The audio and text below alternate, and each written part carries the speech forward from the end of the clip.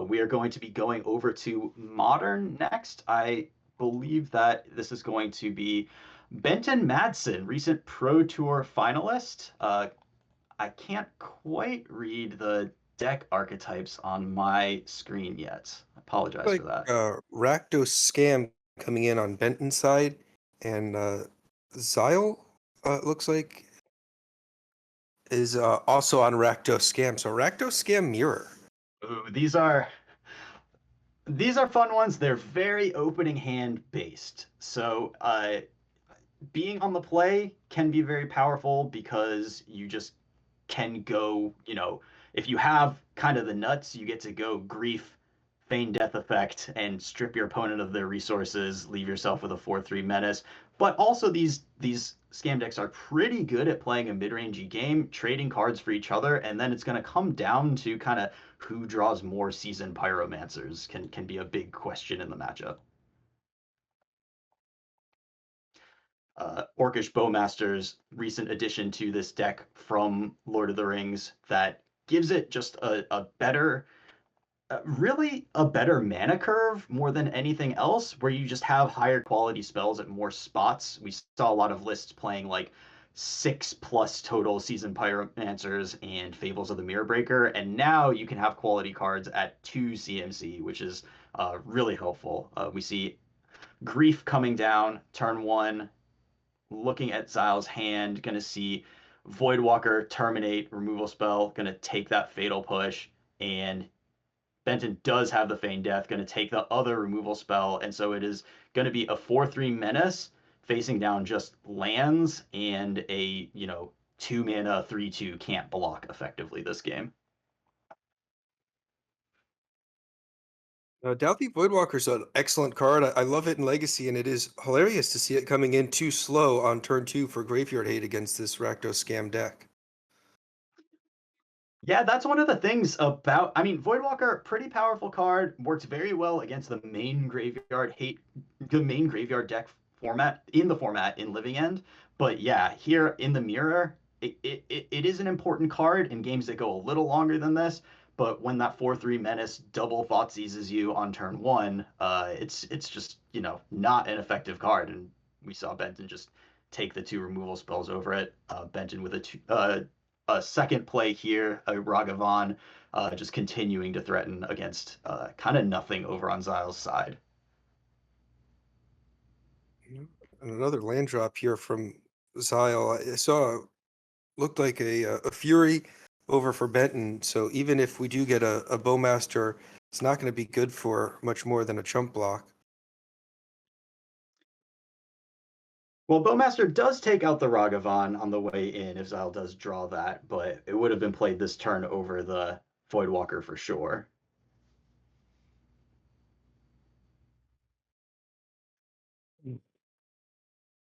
The feels bad from Ragavan exiling Orcish Bowmaster there is not it's not great. I'm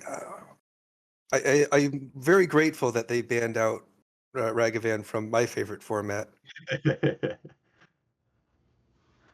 Right now in Modern, I would say Ragavan feels like a pretty fair card. Given the density of Orcish Bowmasters in the format, it is not as scary as it has been. And especially on the draw, it often feels like a liability because you put together the portions of the metagame that have Wrenn and 6 on turn 2 and the portions of the metagame that have Orcish Bowmasters on turn 2.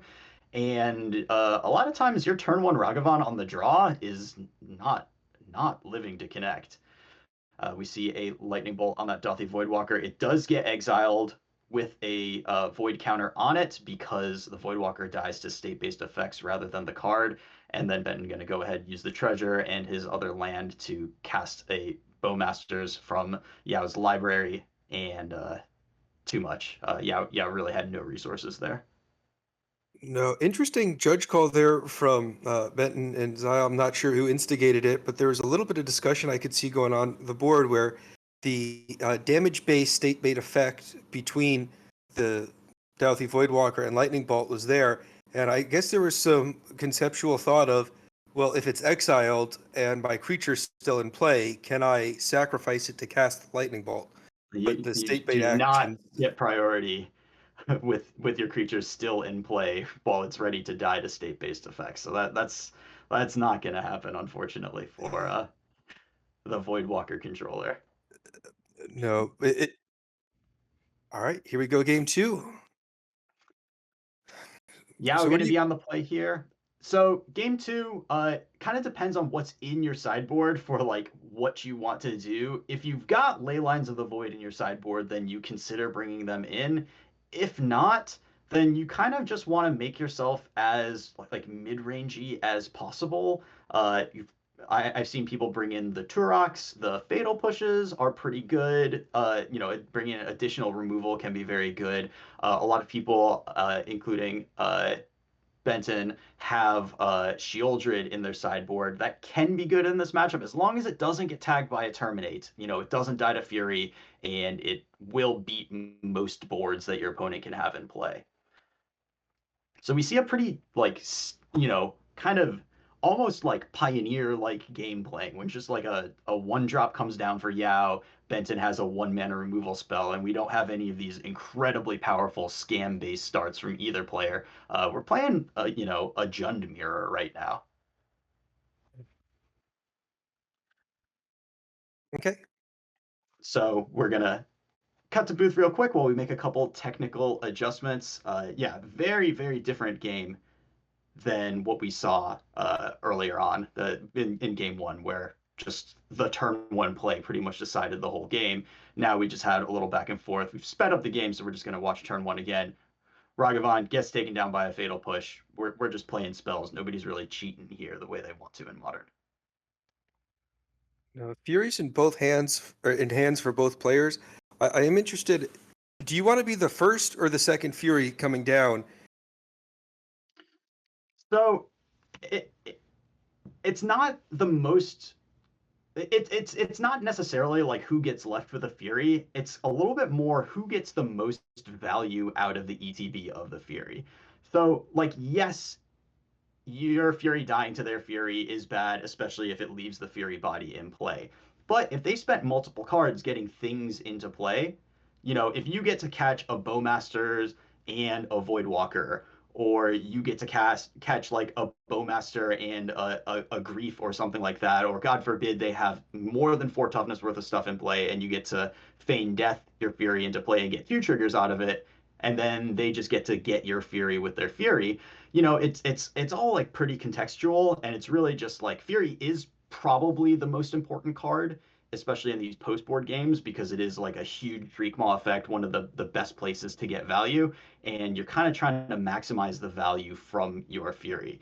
I would pretty much never just cast a Fury onto an empty board unless I have pretty good knowledge of my opponent's hand and uh, what they're capable of doing, what they've got from there, and I just need a clock. But if both players have 4 or 5 cards in hand, just casting a Fury to be a clock is not a winning move in this matchup.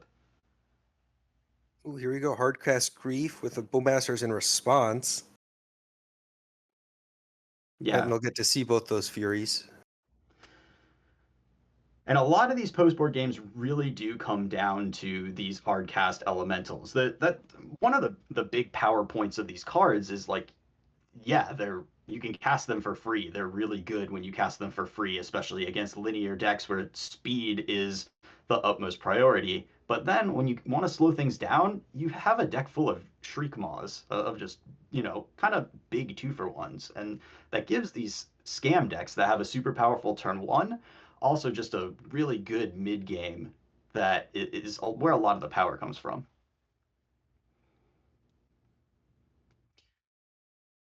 Ooh, fun. With the Feign Death in hand, Benton cannot block the Orcish Bowmaster, so Zyle getting in for a one here. Yeah, and knowing exactly what's going on, Benton knows that he can't block. That's a pretty tough block, anyways, even if you don't know your opponent's hand. A Feign Death or a second Bowmaster's killing your Grief there is it's not something you want to turn on from your opponent. 16 all, and Benton's. I guess I don't know anything else about the context of his hand other than the one flash Fury. Is a Bowmaster a good enough trade for a Fury here? The Bowmaster itself is not that threatening. unless, you know, Benton has something else that he really wants to get into play. If he has a Pyromancer, then getting that Bowmaster off the table could be a priority. But knowing about the Feign Death in Yao's hand, it seems like a little bit of a spew here. But of course, you're not going to be able to Fury a Fury most likely given Feign Death unless you can get down a Voidwalker, but the Fury kills the Voidwalker. So gonna have to do some creative play to make sure that this Feign Death doesn't get him. But this Bowmaster itself on the board right now is just not scary enough to merit like a real commitment of resources. Getting in for two here from Zyle's side. And we Maybe know a, that Benton doesn't have he has all spells in hand because he did not play a fifth land. Fury gonna come down, so Yao is making the first move with a Fury.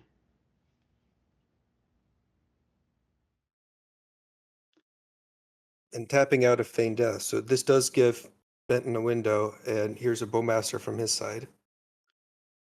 Yeah, Benton, starting with the Bowmaster, we know he has all spells in hand and going to go ahead and terminate that Fury because he doesn't know if he's going to be able to cast a Fury on his turn. And it looks like he has a Grief. So it ends up with a really nice sequence there, just clearing Yao's board, taking, I assume, the Fury out of his hand, leaving him with just a removal spell and a Feign Death with no targets now. Now I'm picking up additional information on the last card in hand being that Fatal Push. Right.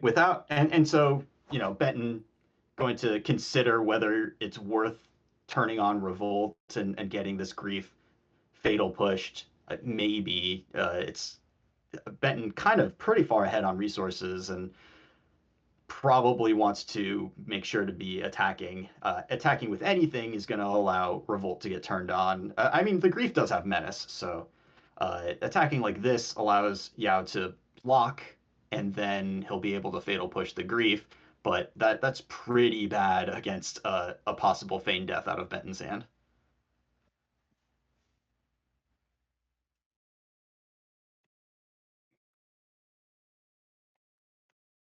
I complimented basic land choice from the legacy tables. How do we feel about basics coming down on modern? To be honest, I am not the most I, I don't pay the most attention to basic land choice. I do like those Kamigawa basics over there from Benton. Very, very nice. And the scam deck tends to have a couple of basics in play because you're fetching around your own Blood Moon. So the more you're fetching basics, I guess the more important it is to have ones that you enjoy looking at.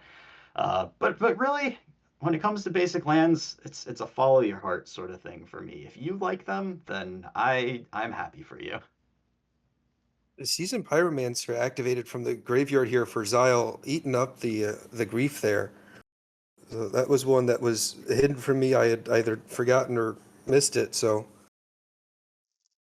nice pickup here on Zyle getting back some board state, but follow up here being an unlicensed Hearst from Benton is not what I want to see in Zyle's side. Yeah, and to be honest, the hearse more threatening just because it's going to get gigantic rather than anything else. It turns off Feign Death effects, which is certainly relevant, but it's also going to eat Zyle's graveyard and just get two counters each time. Not counters, but it's going to get +1, +2, +2 each turn, and eventually just be gigantic. Yeah, it takes one of the Furies out of Benton's hand. Fury, Ragavan, Douthie, Voidwalker still remaining. Any reason not to cast the Douthie there from Benton's side? Uh, has Yao used that fatal push yet? Was that used to kill the grief? I kind of No, it lost was track a not. little bit. He activated the Season Pyromancer to Right. get that taken care of. So yeah, he So doesn't want it to get Fatal Push. Very, very strong reason. pretty good reason, just not trying to let it die here for nothing. And happy to get that Ragavan fatal pushed over the Voidwalker because the Voidwalker represents a lot of value potentially going forward when you get to keep cards from going into the graveyard and then maybe the Voidwalker then becomes like a free cast Fury at some point in the game or something like that. Voidwalker can be a really important card. Definitely. What a world we live in where Ragavan's the bait card for a Fatal Push. Boy, Well, it is the one drop, and Voidwalker is the two drop. fair enough, fair enough. Looks like It a does, Nile Spellbomb from Xyle here.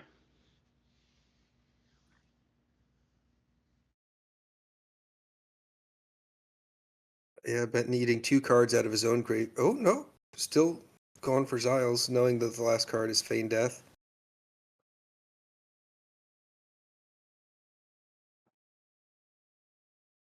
Interesting choice here. Do you feel pressured to activate this Nile Spellbomb to try and find some action? You've got plenty of mana open main phase.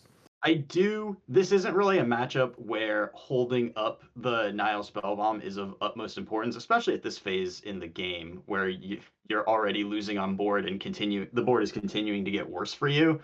You got to put something together, and Nile Spellbomb stops a Feign Death at some point, but you're already losing, so you got to get the cards to get yourself out of the situation. Indeed, an Orcish Bowmaster. All right, it looks like Benton's team has taken down the Pioneer seat. So if Benton takes down this game, then they're going to walk away from this round with 2 match wins, and that's going to finish it up. So a little bit of pressure onto these players now that one match is finished. We know how important this match is going to be. Benton getting aggressive with it, crewing that unlicensed hearse, attacking for 6 total between the hearse and the tokens, and Yao just does not have any answers. Drew a couple more lands. The sequencing just didn't quite line up. That Fury didn't get quite enough value, and just well played by both players. I think Benton just kind of in control the whole time and making it really tough. All right. Well, here is Anu.